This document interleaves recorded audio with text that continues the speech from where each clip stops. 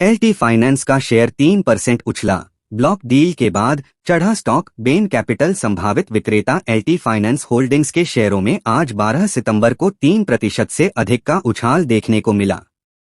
एक block deal में 2.8% हिस्सेदारी या 7 करोड़ शेयर की खरीद फरोख्त होने के बाद शेयर में रैली देखने को मिली। सीएनबीसी टीवी 18 ने सूत्रों का हवाला देते हुए कहा था कि बैन कैपिटल इसमें अपनी 2.62% हिस्सेदारी कम करने पर विचार कर रही थी। LT finance share price.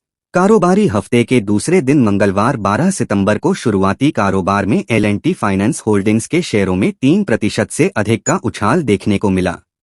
एक ब्लॉक डील में 7 करोड़ शेयर या 2.8% हिस्सेदारी की एक्सचेंजों पर खरीद फरोख्त होने के बाद शेयर में रैली देखने को मिली। आज सुबह 9:33 बजे एलटी फाइनेंस होल्डिंग्स के शेयर एनएसई पर लगभग 2% बढ़कर 133.20 रुपये पर कारोबार करते नजर आए। मनी कंट्रोल इस लेनदेन में शामिल पार्टियों का पता नहीं लग सका है।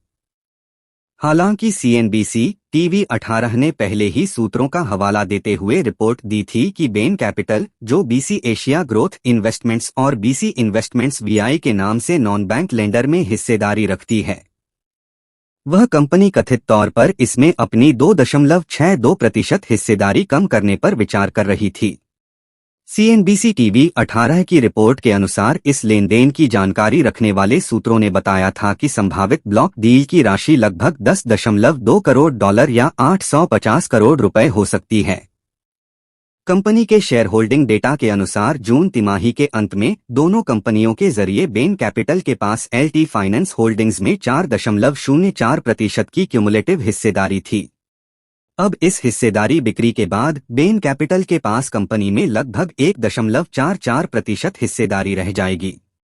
इसके अलावा रिपोर्ट में यह भी कहा गया है कि नॉन बैंक फाइनेंस कंपनी में बेन कैपिटल की शेष हिस्सेदारी भी इस ब्लॉक डील के बाद 90 दिनों की अवधि के लिए लॉक कर दी जाएगी, जिससे निवेश फर्म को निर्धारित समय अवधि के लिए शेयरों को आगे और घटाने से रोक दिया जाएगा।